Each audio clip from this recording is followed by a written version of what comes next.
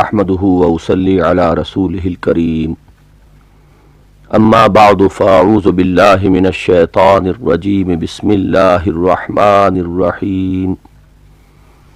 وَلَقَدْ آتَيْنَا لُقْمَانَ الْحِكْمَةَ أَنِ اشْكُرْ لِلَّهِ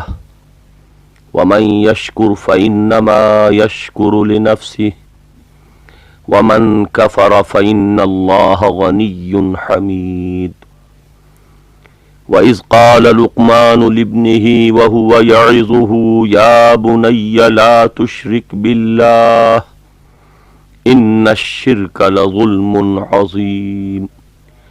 وَوَصَّيْنَا الْإِنسَانَ بِوَالِدَيْهِ حَمَلَتْهُ أُمُّهُ وَهْنًا عَلَى وَهْنٍ وَفِصَالُهُ فِي عَامَيْنِ أَنِ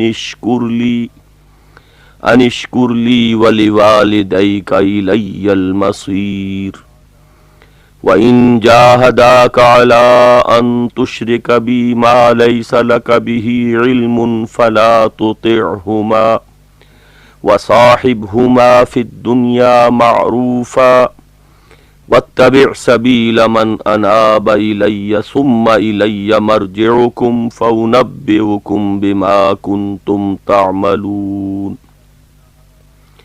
يَا بُنَيَّ إِنَّهَا إِن تَكُ مِثْقَالَ حَبَّةٍ مِّنْ خَرْدَلٍ فتكن في صخرة أو في السماوات أو في الأرض يأت بها الله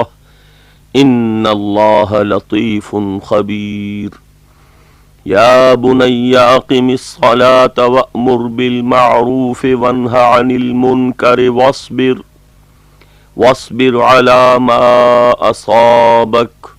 إن ذلك من عزم الأمور ولا تصعر خدك للناس ولا تمش في الأرض مرحا إن الله لا يحب كل مختال فخور واقصد في مشيك واغضض من صوتك إن أنكر الأصوات لصوت الحمير صدق اللہ العظیم۔ یہ سورہ لقمان کا دوسرا رکوع ہے اور اس پر ہمارے اس منتخب نصاب کا تیسرا سبق مشتمل ہے۔ مناسب ہوگا کہ پہلے ان آیات مبارکہ کا ایک رواں ترجمہ کر لیا جائے۔ فرمایا وَلَقَدْ آتَيْنَا لُقْمَانَ الْحِكْمَةَ، اور ہم نے لقمان کو دانائی عطا فرمائی، اَنِ اشْكُرْ لِلَّهِ،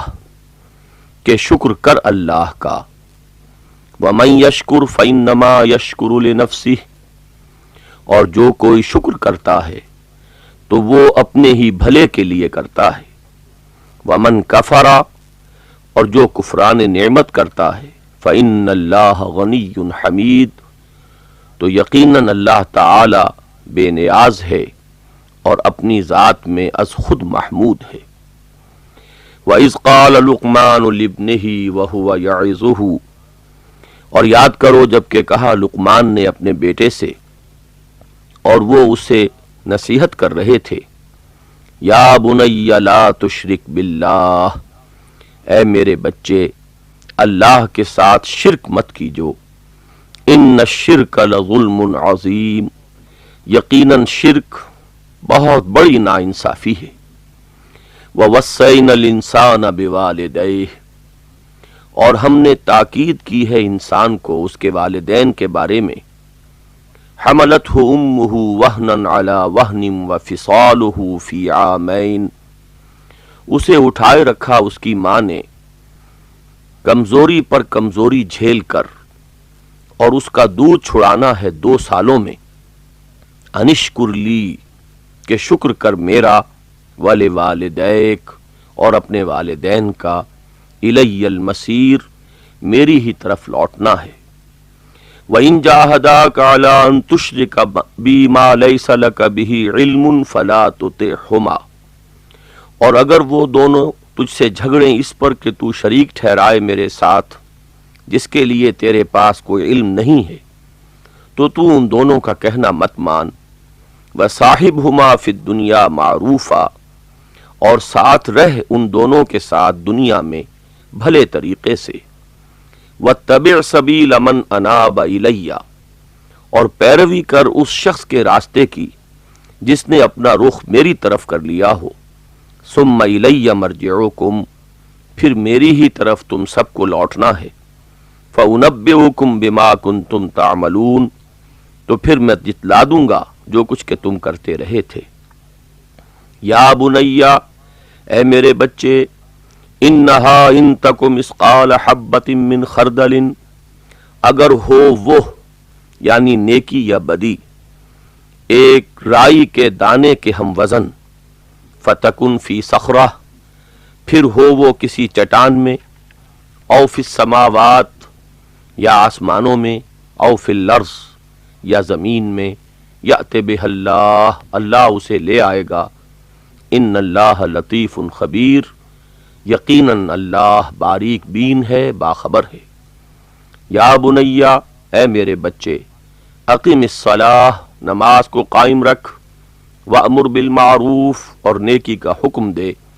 وانہا عن المنکر، اور بدی سے روک، واصبر علی ما اصابک، اور صبر کر جو کچھ کہ تجھ پر بیتے،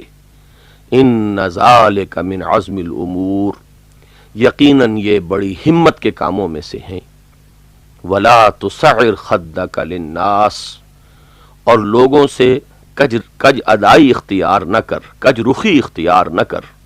ولا تمش فی الارض مرحا، اور نہ ہی زمین میں چل اکڑ کر، ان اللہ لا یحب کل مختال فخور،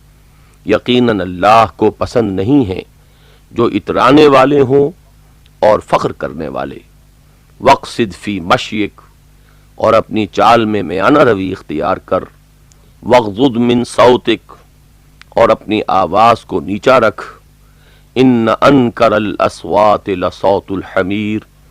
یقیناً تمام آوازوں میں سب سے زیادہ ناخوشگوار آواز گدھے کی آواز ہے۔ اس سورہ مبارکہ میں بھی جیسا کہ ترجمہ سے واضح ہو گیا ہے، ان آیات مبارکہ میں بھی جیسے کہ ترجمے سے واضح ہو چکا ہے، وہی چاروں مضامین کہ جو اس سے پہلے سورۃ العصر میں بھی وارد ہوئے، اور اس کے بعد جو کسی قدر مزید تفصیل کے ساتھ آیہ بر میں ہمارے سامنے آ چکے ہیں، ایک بار پھر بڑی جامعیت کے ساتھ سامنے آ رہے ہیں۔ چنانچہ ایمان کے ضمن میں اللہ تعالی کے شکر اور اس کی توحید کے التزام پر زور دیا گیا، اور دوسرے قانون مجازات یعنی اعمال انسانی کا ضائع نہ ہونا اور ان کا نتیجہ خیز ہونا، اس کی اہمیت بتائی گئی۔ گویا ایمان باللہ اور ایمان بالآخرت کا ذکر اس رکوع کے اندر موجود ہے۔ ایمان بالرسالت کا ذکر یہاں نہیں ہے، اور اس کا ایک خاص سبب ہے جو بعد میں عرض کیا جائے گا۔ اعمال میں سب سے پہلے والدین کے ساتھ حسن سلوک، اس کے بعد ہر اس شخص کا اتباع کہ جو اللہ کی طرف اپنا رخ کر چکا ہو، اس کی تاکید، پھر نماز کا التزام۔ یہ اعمال صالحہ کے ضمن میں تین باتوں کو بڑی تاکید کے ساتھ بیان کرنے کے بعد اخلاق حسنہ میں سے انکسار، تواضع اور اعتدال، ان کی طرف توجہ دلائی گئی۔ اس کے علاوہ تواصی بالحق کے ضمن میں امر بالمعروف اور نہی عن المنکر کی اصطلاح سامنے آتی ہے، اور تواصی بالصبر کے ضمن میں یہاں پھر اسی طرح واصبر علی ما اصابک ان ذالک من عزم الامور کا ذکر ملتا ہے۔ گویا کہ اس مقام پر بھی قرآن مجید اسی سوا سبیل یا صراط مستقیم کو واضح کر رہا ہے کہ جو اس کے نزدیک انسان کی نجات اور فوز و فلاح کا واحد راستہ ہے، اور یہ اسی مناسبت سے اس منتخب نصاب کا درس نمبر 3 ہے۔ اگر اس رکوع کے مضامین پر بنیادی حیثیت سے غور کیا جائے تو واقعہ یہ ہے کہ یہ حکمت قرآنی کے ضمن میں بڑے اساسی مباحث پر مشتمل ہے۔ یہی وجہ ہے کہ اس میں ایک ایسے شخص کا ذکر ہے، یعنی حضرت لقمان، جن کے بارے میں مفسرین اور محققین کا اجماع ہے کہ وہ نہ نبی تھے نہ کسی نبی کے پیروکار، بلکہ ایک حکیم اور دانا انسان تھے، عقل سلیم اور طبع سلیم کے مالک انسان۔ عرب ان کی حکمت اور دانائی کے معترف تھے، ان کے اقوال وہ اپنے اشعار میں اور خطبوں میں نقل کیا کرتے تھے، اور تقریباً اجماع ہے اس پر کہ یہ اصل میں حبشی تھے اور پیشے کے اعتبار سے بڑھئی تھے، لیکن اللہ کی دین ہے، وہ جس کو جو چاہے عطا فرما دے۔ اللہ تعالیٰ نے انہیں حکمت سے نوازا، جیسے کہ فرمایا گیا کہ وَلَقَدْ آتَيْنَا لُقْمَانَ الْحِكْمَةَ۔ حکمت قرآن مجید کی ایک بڑی بنیادی اصطلاح ہے۔ واضح رہنا چاہیے کہ قرآن نے کہیں لفظ فلسفہ استعمال نہیں کیا، اسی طرح قرآن مجید نے عام منطقی اسلوب بہت کم استعمال کیا ہے۔ قرآن مجید کا بنیادی لفظ حکمت ہے،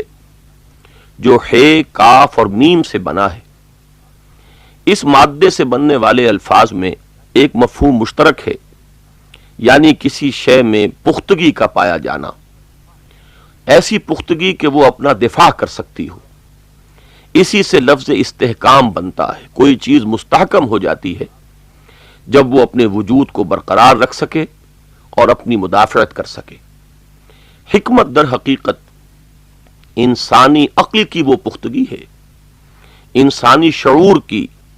اس کیفیت کا نام ہے کہ جس میں صحیح فکر اور صحیح نتائج تک پہنچنے کی صلاحیت بھی پیدا ہو جائے، اور اس کے ساتھ ساتھ یہ صحیح فکر انسانی شخصیت میں رچ بس کر اس کی سیرت و کردار کو پختگی کے سانچے میں ڈھال دے۔ چنانچہ قرآن حکیم کے اگر مضامین پر غور کیا جائے تو معلوم ہوتا ہے کہ یہ ایک بہت بڑا عطیہ الہی ہے۔ سورہ بقرہ میں فرمایا گیا، اللہ تعالیٰ جس کو چاہتا ہے حکمت عطا فرماتا ہے، یؤتی الحکمت من یشاء ومن یؤت الحکمت فقد اوتی خیرا کثیرا، اور جسے حکمت عطا ہو جائے اسے تو خیر کثیر عطا کر دیا گیا۔ حکمت در حقیقت دو چیزوں کے امتزاج سے وجود میں آتی ہے، ایک طبع سلیم اور دوسرے عقل سلیم۔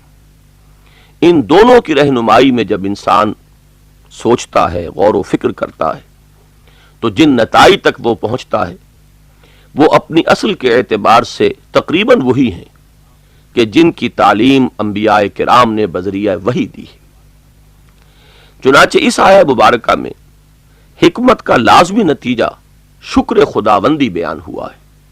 وَلَقَدْ آتَيْنَا لُقْمَانَ الْحِكْمَةَ أَنِ اشْكُرْ لِلَّهِ، ہم نے لقمان کو حکمت عطا کی کہ شکر کر اللہ کا۔ یہ بات ذرا توجہ طلب ہے۔ شکر اصل میں فطرت انسانی کی صحت کی علامت ہے۔ یہ وہ مادہ ہے جس کے نتیجے میں اگر کسی کے ساتھ کوئی بھلائی کی گئی ہو، کسی کی کوئی تکلیف دور کی گئی ہو، کسی پر کوئی احسان کیا گیا ہو، تو اس میں ایک خاص قسم کی کیفیات پیدا ہوتی ہیں، وہ جسے ہم ممنونیت، مشکوریت، مختلف الفاظ سے تعبیر کرنے کی کوشش کرتے ہیں، لیکن جس کے لیے جامع ترین لفظ یہی ہے جو قرآن مجید استعمال کر رہا ہے، جذبہ تشکر۔ یہ چیز حیوانوں تک میں نظر آتی ہے کہ اگر کسی بھوکے پیاسے جانور کے سامنے آپ چارہ ڈالیں یا پانی رکھ دیں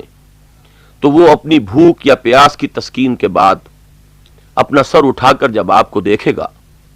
تو اس کی آنکھوں میں وہ جذبہ تشکر چھلک رہا ہوگا۔ عربی زبان میں شین، کاف اور رے کا مادہ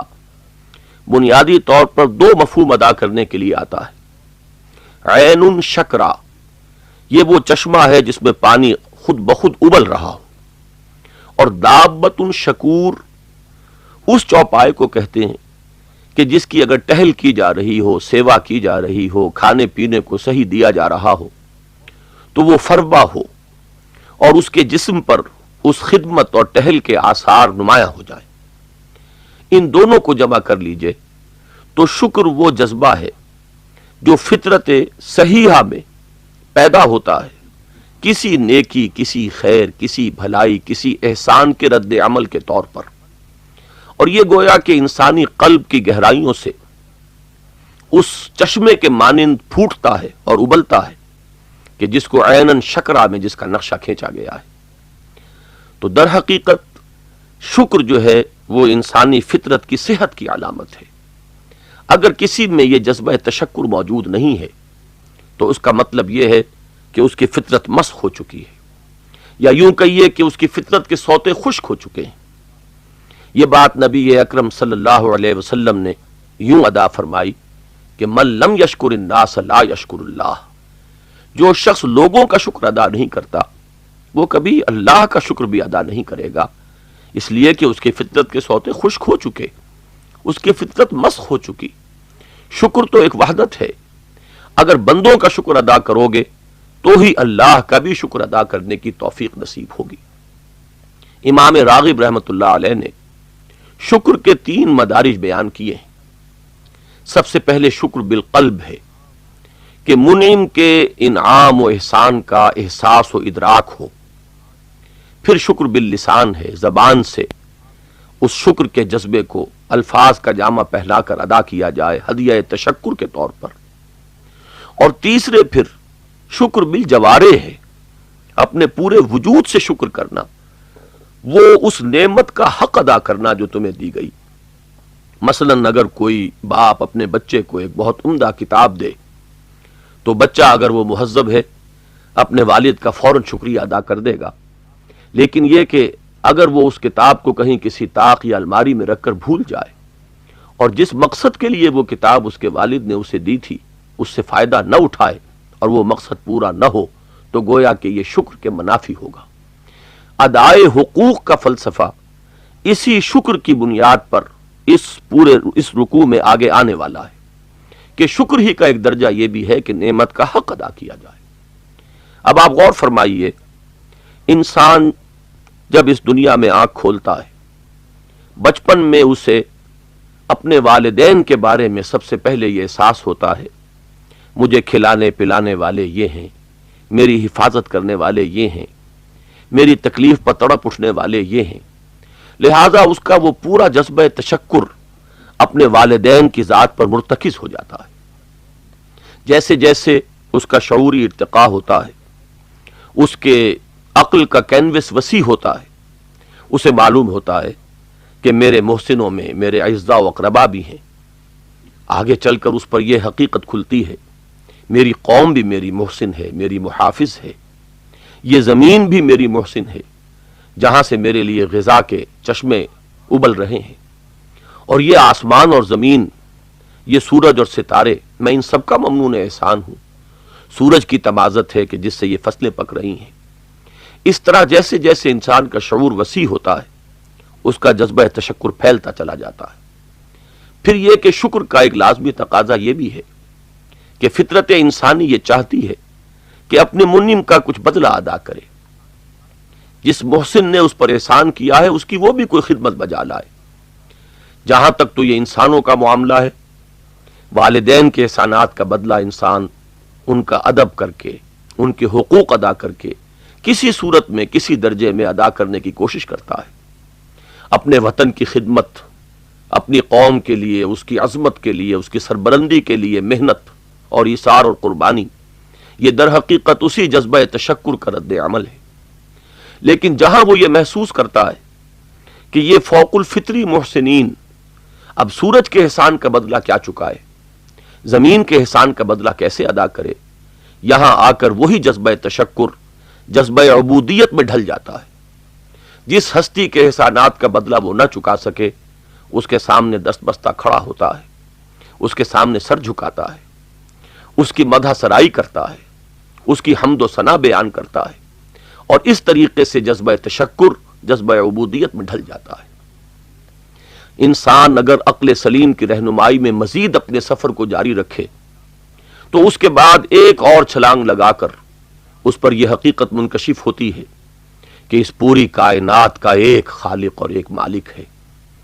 سورج میں اپنا کچھ نہیں، یہ کسی کا ودیعت کردہ ہے، اس کی تمازت ہو، اس کی حرارت ہو، ہواؤں کا چلنا ہو، بخارات کا اٹھنا ہو،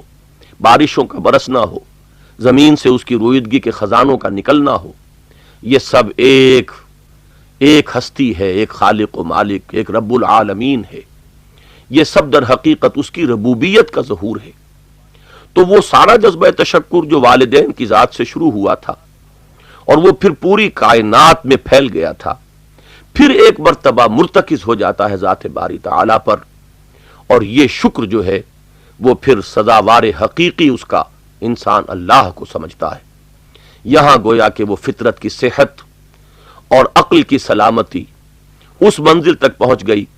کہ انسان نے اپنے منعم حقیقی کو پہچان لیا، اپنے محسن اصلی کو پہچان لیا، اور اس کا وہ سارا جذبہ تشکر ایک جذبہ عبودیت میں ڈھل کر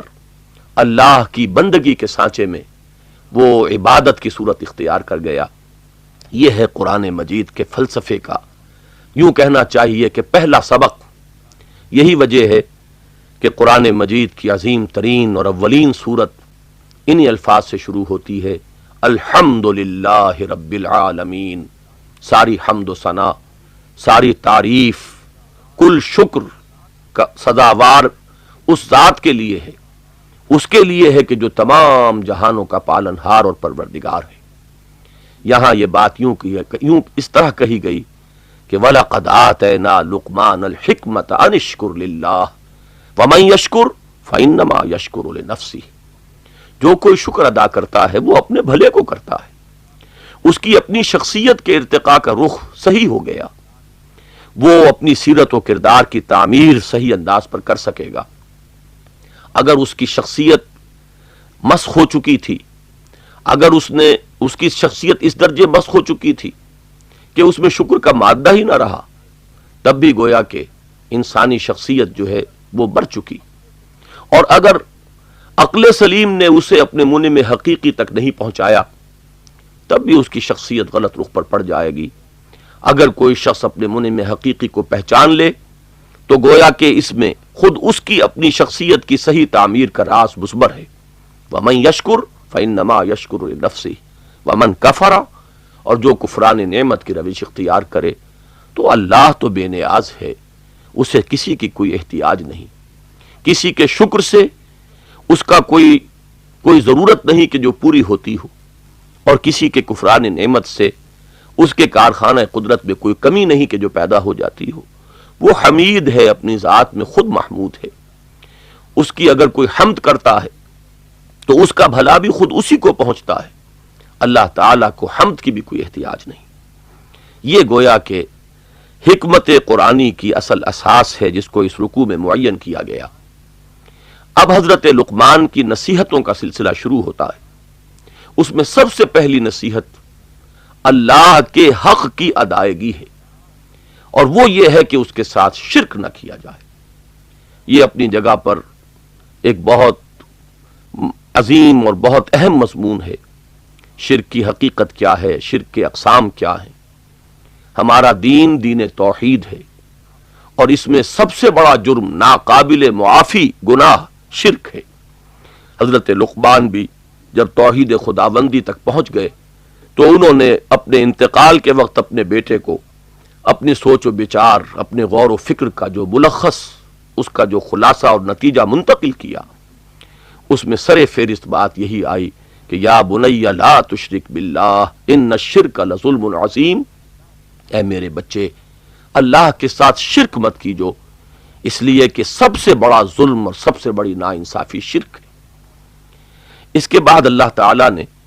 حضرت لقمان کی نصیحتوں کا سلسلہ درمیان میں منقطع کر کے اپنی طرف سے والدین کے حقوق کی طرف توجہ دلائی، تاکہ ادائے حقوق کا یہ فلسفہ اپنی جگہ مکمل ہو جائے۔ فرمایا وَوَصَّيْنَا الْإِنسَانَ بِوَالِدَيْهِ، ہم نے انسان کو وصیت کی ہے اس کے والدین کے بارے میں، اس لیے کہ شکر کی بحث میں اس میں کوئی شک نہیں کہ واقعتاً اللہ کے بعد نمبر والدین کا ہے۔ انسان ممنون احسان ہے اپنے خالق اور مالک کا اولاً، لیکن اس کے بعد سب سے زیادہ زیر بار احسان ہے اپنے والدین کا، جو اس کے اس مادی وجود کا ذریعہ بنے ہیں، جنہوں نے بچپن میں اسے پالا و پوسا ہے، جنہوں نے اپنا آرام اور اپنی آسائش ان کو قربان کر کے اس کے پالنے اور پوسنے کا اہتمام کیا، اکثر و بیشتر اپنا پیٹ کاٹا اور اس کو کھلایا، راتوں کا اپنا چین اور نیند جو ہے وہ اس کی قربانی دی، اور اس کو تکلیف میں دیکھ کر تڑپے اور جاگے، تو سب سے بڑا احسان مخلوقات میں سے انسان پر اس کے والدین کا ہے۔ اگر وہ جذبہ شکر موجود ہے فی الواقع، جس کی انتہا اور جس کی معراج شکر خداوندی ہے، تو انسانی سطح پر اس عالم مادی میں اس جذبہ شکر کا ظہور پوری شدت کے ساتھ ہوگا والدین کے حق میں، اور اسی کو اللہ تعالیٰ گویا کہ اپنی طرف سے سند عطا فرما رہے ہیں کہ فطرت کی یہ پکار، عقل سلیم کا یہ تقاضا عین حکمت خداوندی اور اللہ تعالیٰ کے احکام کی جو روح ہے اس کے مطابق ہے، اور ہم نے وصیت کی انسان کو اس کے والدین کے بارے میں۔ والدین میں سے بھی بالخصوص والدہ کا حق بہت فائق ہے، اس لیے کہ واقعتاً جیسا کہ یہاں الفاظ میں واضح صراحت کے ساتھ بیان فرمایا گیا، اسے اٹھائے رکھا اس کی ماں نے کمزوری پر کمزوری جھیل کر، اور 2 سال تک اسے اپنا خون پلایا ہے دودھ کی شکل میں۔ معلوم ہوا کہ والدہ کے احسانات انسان پر والد کے مقابلے میں کہیں زیادہ ہیں۔ یہی وجہ ہے کہ حدیث میں بھی اس کو یوں بیان کیا گیا کہ ایک صحابی نے حضور سے پوچھا کہ میرے حسن سلوک کا اولین مستحق کون ہے؟ تو آپ نے فرمایا تیری ماں۔ انہوں نے دوبارہ سوال کیا اس کے بعد کون؟ لیکن آپ نے پھر فرمایا تیری والدہ۔ تیسری مرتبہ پوچھنے پر بھی آپ کا جواب وہی تھا۔ چوتھی بار پوچھنے پر آپ نے فرمایا تیرے والد۔ معلوم ہوا کہ والدین میں سے بھی انسان والدہ کا ممنون احسان کہیں بڑھ کر ہے اپنے والد سے۔ فرمایا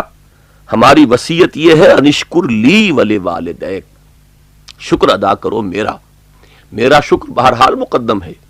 اس لیے کہ والدین کے دل میں یہ شفقت اور محبت ڈالنے والا بھی میں ہوں، جیسا کہ ایک حدیث قدسی میں وارد ہوا ہے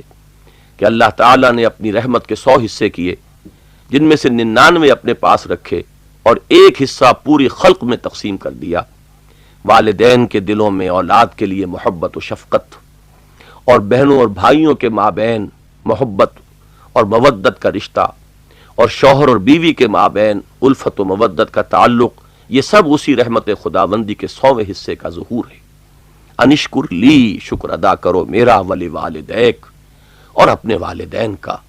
الی المصیر، لوٹنا بہرحال تمہیں میری طرف ہے۔ اس کے لیے خاص طور پر توجہ دلائی کہ اب جب کہ 2 حقوق سامنے آئے، اللہ کے حقوق، والدین کے حقوق، نظری طور پر ایک امکان پیدا ہوتا ہے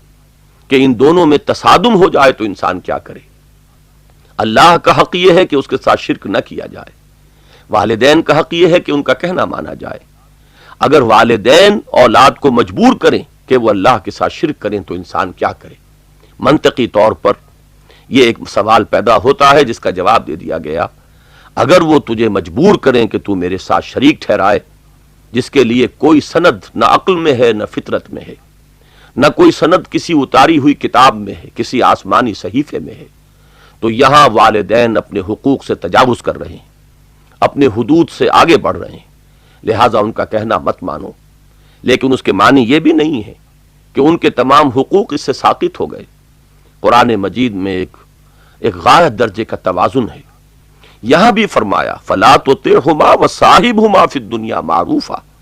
لیکن دنیا میں ان کے ساتھ حسن سلوک اور حسن معاشرت جو ہے وہ پھر بھی برقرار رکھی جائے گی،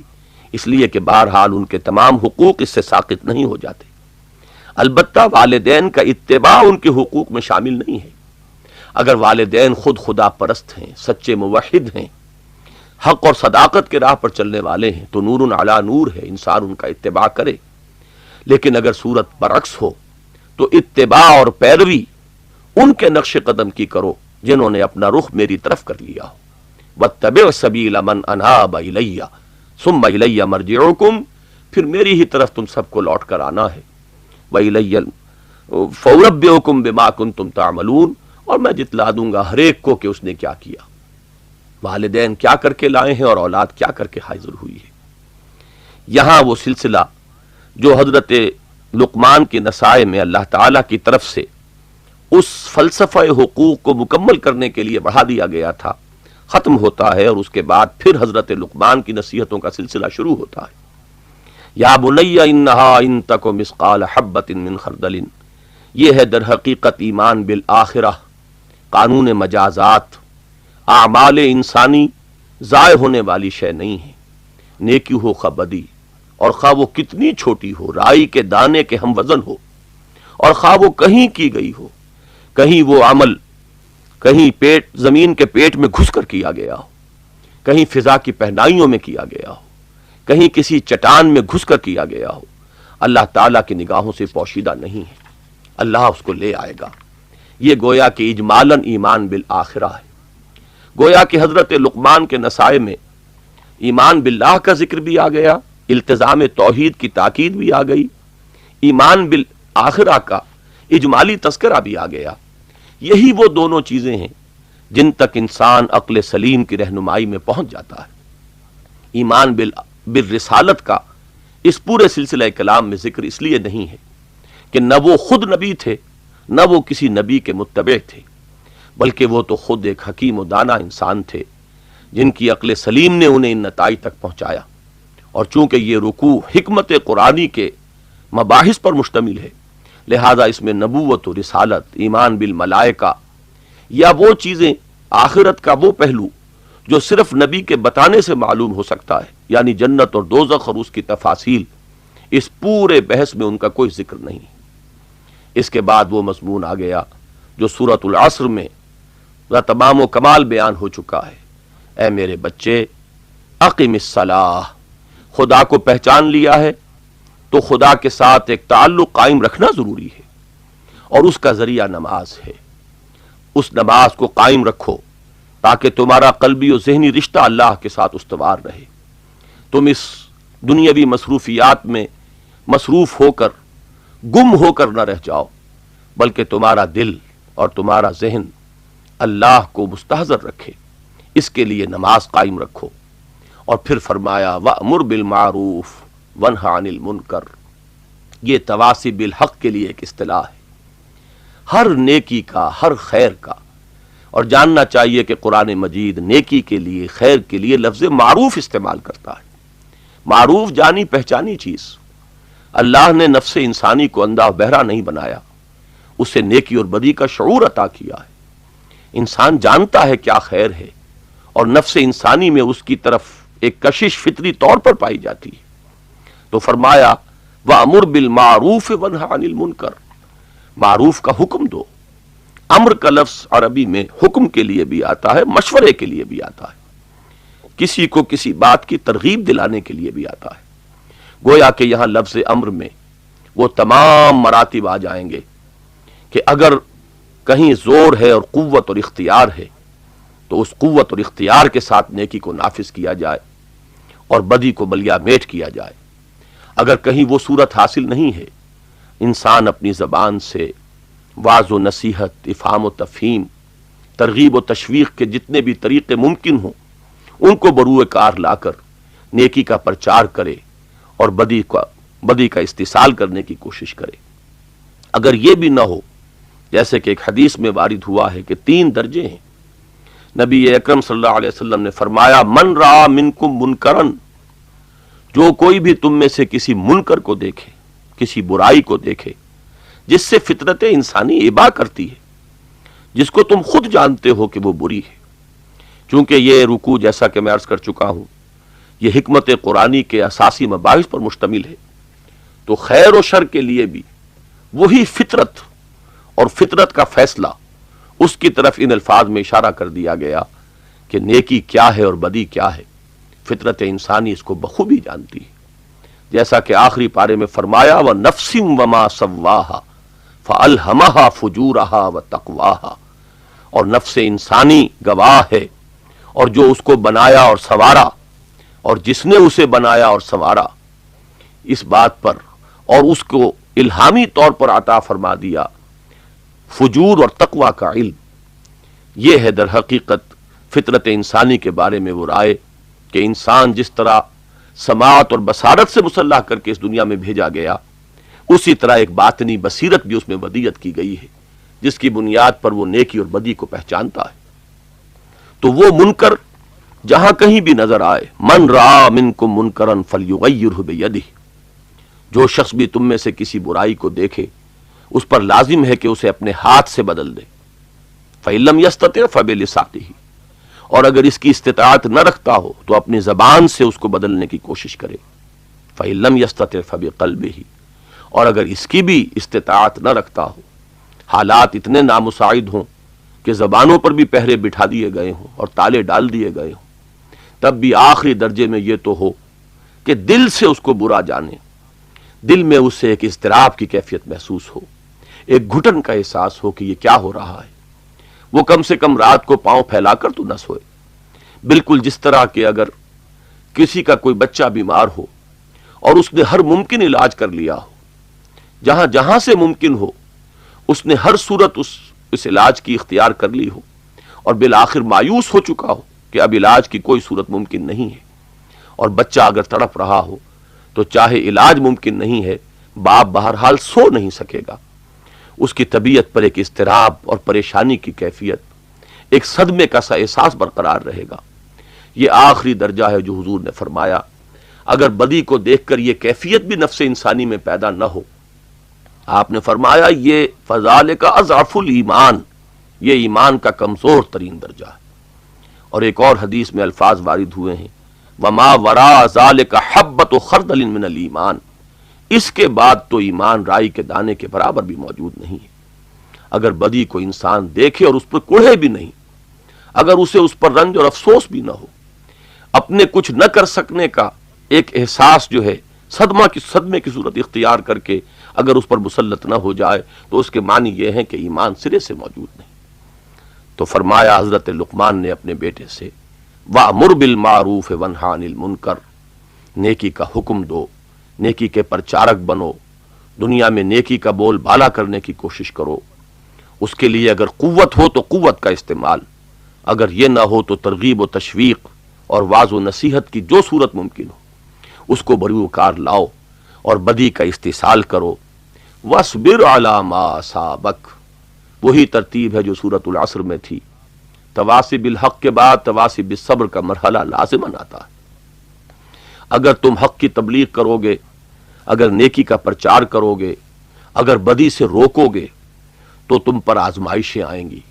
تکالیف آئیں گی، امتحانات میں سے گزرنا پڑے گا، طرح طرح کی مصیبتیں تم ان سے زبردازمہ ہونا ہوگا۔ اب جو بیتے اس کو جھیلو، اس کو برداشت کرو، ثابت قدم رہو،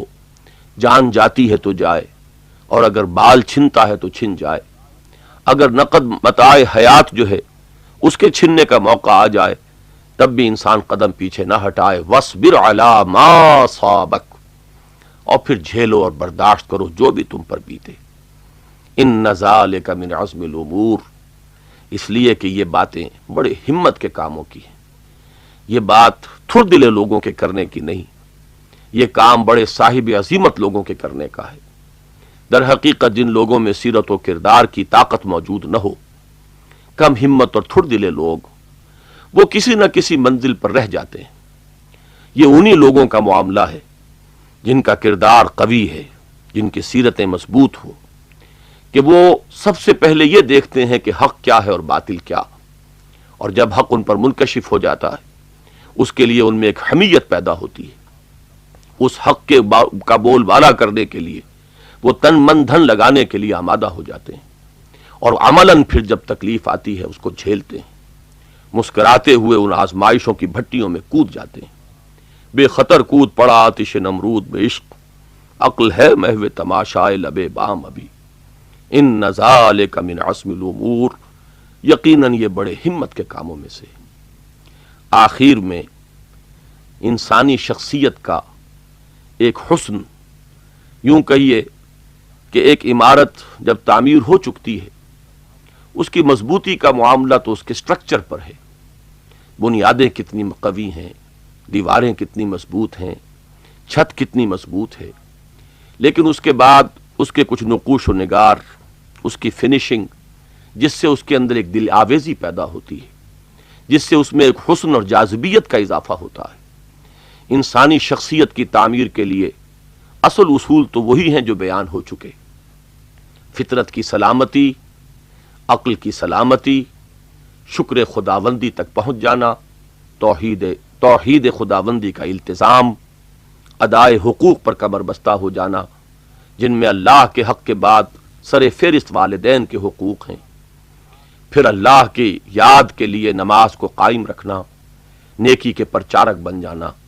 بھلائی کے داعی اور مبلغ بننا، بدی سے نبردآزمہ ہونے کے لیے اور بدی کا استحصال کرنے کے لیے ہر امتحان اور ہر آزمائش کی بھٹی میں کود پڑنا۔ اصل سیرت و کردار کا سٹرکچر انہی امور سے تیار ہوتا ہے، لیکن انسانی شخصیت میں ایک حسن، ایک دل آویزی، ایک اعتدال سے پیدا ہوتی ہے، ایک خاص کیفیت ہے کہ جس سے اس میں حسن اور جاذبیت پیدا ہوتی ہے۔ اس میں سر فہرست ہے تواضع و انکسار۔ یہ سب کچھ پا کر بھی انسان میں غرور پیدا نہ ہو، وہ دوسروں سے نفرت نہ کرے، وہ اپنے آپ کو کوئی شے دیگر نہ سمجھنے لگے، وہ اپنے آپ کو دوسروں سے اعلیٰ اور عمدہ نہ جانے، بلکہ جیسا کہ شیخ سعدی نے مثال دی ہے کہ درخت جب پھلوں سے لد جاتا ہے تو اس کی شاخیں نیچے جھک جایا کرتی ہیں۔ یہ وہ تواضع اور انکسار ہے کہ انسانی شخصیت کی میچورٹی اور اس کے اندر پختگی کی وہ کیفیت کہ جس میں ایک جاذبیت ہو، لوگوں کے دلوں کو کھینچ لینے والی چیز، وہ ہے انکسار اور تواضع۔ تو فرمایا کہ اے میرے بچے، اپنے رخ کو لوگوں کے لیے، اپنے چہرے کو لوگوں کے لیے، عام طور پر ترجمہ کیا جاتا ہے وَلَا تُصَعِّرْ خَدَّكَ لِلنَّاسِ، اپنے گالوں کو مت پھلاؤ لوگوں کے لیے۔ اصل میں سعر ایک بیماری ہوتی ہے جو اونٹ کی گردن میں پیدا ہو جاتی ہے، جس کی وجہ سے اس کا چہرہ مڑ جاتا ہے، سیدھا نہیں رہتا، بلکہ اس کا رخ جو ہے کچھ کجی کی طرف آ جاتا ہے۔ اس میں نقشہ ہے وہ کج رخی کا، کہ لوگوں سے مل رہے ہیں تو ایک کج ادائی اور کج رخی کے ساتھ۔ یہ انداز ہے کہ جس سے یہاں روکا گیا وَلَا تُصَعِّرْ خَدَّكَ لِلنَّاسِ، لوگوں سے کج رخی اختیار نہ کرو۔ نبی اکرم صلی اللہ علیہ وسلم کے بارے میں آتا ہے کہ جب آپ کسی سے مخاطب ہوتے تھے یا کوئی آپ سے مخاطب ہوتا تھا تو آپ پوری طرح اس کی طرف رخ کر لیتے تھے۔ اگر کوئی شخص آپ سے مصافحہ کرتا تھا تو آپ اس کا ہاتھ اس وقت تک خود نہیں چھوڑتے تھے جب تک کہ وہ خود اپنا ہاتھ نہ جدا کرنا چاہے۔ تو یہ ہے در حقیقت وہ تواضع کی کیفیت جس کی تاکید کی گئی وَلَا تُصَعِّرْ خَدَّكَ لِلنَّاسِ وَلَا تَمْشِ فِي الْأَرْضِ مَرَحًا، زمین میں اکڑ کر مت چلو۔ واقعہ یہ ہے کہ اللہ کو شیخی خورے اختیال خیل سے بنا ہے۔ خیل گھوڑے کو کہتے ہیں، گھوڑے کی چال میں ایک تمکنت ہوتی ہے، وہ ہے اختیال۔ اس طرح کی تمکنت والی چال اور فخر کرنے والے بڑی تنگ ظرفی کی علامت ہے۔ تو معلوم ہوا کہ بجائے فخر کے، غرور کے، تکبر کے، اعجاب المرء بنفسہ ہی، اپنے آپ کو کچھ سمجھنے کے، انسان میں تواضع ہو، انکسار ہو، انسان اپنے آپ کو دوسروں سے بہتر اور عظیم تر نہ سمجھے، بلکہ اللہ کا شکر ادا کرتا رہے اور ڈرتا رہے کہ کہیں وہ نعمتیں جو اللہ نے مجھے عطا فرمائیں، جن میں سر فہرست نعمت ہدایت ہے، کہیں مجھ سے سلب نہ ہو جائے۔ اس کے بعد فرمایا ایک میانہ روی، ایک حسن اعتدال بھی انسانی شخصیت میں ایک جاذبیت پیدا کرتا ہے، اور یہ بھی در حقیقت اس کی پختگی کی ایک علامت ہے۔ اپنی چال میں میانہ روی اختیار کرو، اور یہ چال ڈھال پوری انسان کے زندگی کا ایک انداز ہے۔ انتہا پسندی نہ ہو، بلکہ ایک میانہ روی ہر اعتبار سے نظر آئے۔ چنانچہ جیسے کہ دوسرے مقامات پہ آیا کہ وہ جب خرچ کرتے ہیں والذین اذا انفقوا لم یسرفوا ولم یقتروا وکان بین ذلک قواما، وہ لوگ کہ جب خرچ کرتے ہیں تو نہ اسراف کرتے ہیں، نہ بخل سے کام لیتے ہیں، بلکہ ان کا موقف اس کے بین بین ہوتا ہے۔ تو اس طریقے سے زندگی کے ہر معاملے میں ایک اعتدال کی روش، اس کو فرمایا وقصد فی مشیک، یہ چلنا عام چلنا بھی ہے، اور اس کو ہم پوری زندگی پر پھیلا کر چال ڈھال سے تعبیر کر سکتے ہیں۔ وغضض من صوتک، اپنی آواز کو پست رکھو. یہ در حقیقت خاص پس منظر میں بات فرمائی گئی. یہ مطلب نہیں ہے کہ ہر حال میں آواز پست رکھی جائے، کبھی آواز بلند کرنے کی بھی ضرورت فی الواقع ہوتی ہے. چنانچہ خود نبی اکرم صلی اللہ علیہ وسلم کے بارے میں آپ کی سیرت کا مطالعہ کرنے سے معلوم ہوتا ہے کہ آپ جب خطبہ دیا کرتے تھے تو آپ کی آواز بلند ہو جایا کرتی تھی، آپ کی آنکھیں سرخ ہو جاتی تھیں. آپ اس طرح خطاب فرماتے تھے جیسے کہ کوئی سپہ سالار اپنے سپاہیوں کو لڑائی کے لیے ابھارتا ہے. تو معلوم ہوا کہ ہر حال میں آواز کی پستی مطلوب نہیں ہے. در حقیقت یہاں جو چیز پس منظر میں ہے وہ یہ ہے کہ جب کسی انسان کے پاس دلیل کی قوت نہیں ہوتی تو بسا اوقات بحث و مباحثہ میں، گفتگو میں، کہیں رد و قدا میں وہ اپنے آواز کی بلندی سے کمپنسیٹ کرتا ہے اپنے موقف کی کمزوری کو. یہ ہے وہ چیز کہ جس سے منع کیا گیا. جو بات کرنی ہے دلیل کے ساتھ کرو. دلیل کی طاقت ہے اصل طاقت. محض آواز کی بلندی یہ انسان کے لیے اس کے موقف کے صحت کے لیے کوئی دلیل نہیں بنتی. اگر آواز کی بلندی ہی اگر اس کا حسن ہوتی تو پھر گدھے کی آواز بڑی بلند آواز ہے، حالانکہ فطرت انسانی اس آواز سے ابا کرتی ہے. کسی انسان کو بھی گدھے کی وہ بلند آواز پسند نہیں ہے. تو اس کی طرف حوالہ دے کر بات کو ختم کیا گیا کہ ان انکر الاصوات لصوت الحمیر. تمام آوازوں میں سب سے زیادہ ناپسندیدہ اور ناخوشگوار آواز گدھے کی آواز ہے. الغرض اس رکوع کی 8 آیات میں بڑی جامعیت کے ساتھ حکمت قرآنی کی اساسات بھی متعین ہو گئیں. اس کی اصل بنیاد کیا ہے؟ عقل سلیم اور فطرت صحیحہ کی بنیاد پر انسان از خود اس کائنات کے بنیادی حقائق میں سے کن کن تک رسائی حاصل کر لیتا ہے، اور پھر یہ کہ اس کی بنیاد پر جو شخصیت وجود میں آتی ہے اس کے خد و خال کیا ہیں، اس کی نمایاں علامات کیا ہیں، اس میں اقدار کون کون سی، اس کی سیرت و کردار کا اصل سٹرکچر کن چیزوں سے بنتا ہے، اور اس میں حسن اور دل آویزی کا ایک رنگ کن خصوصیات اور کن خصائص کی بنیاد پر پیدا ہوتا ہے. اللہ تعالی ہمیں اس کردار کو اپنے اندر جذب کرنے کی توفیق عطا فرمائے. وآخر دعوانا ان الحمد للہ رب العالمین.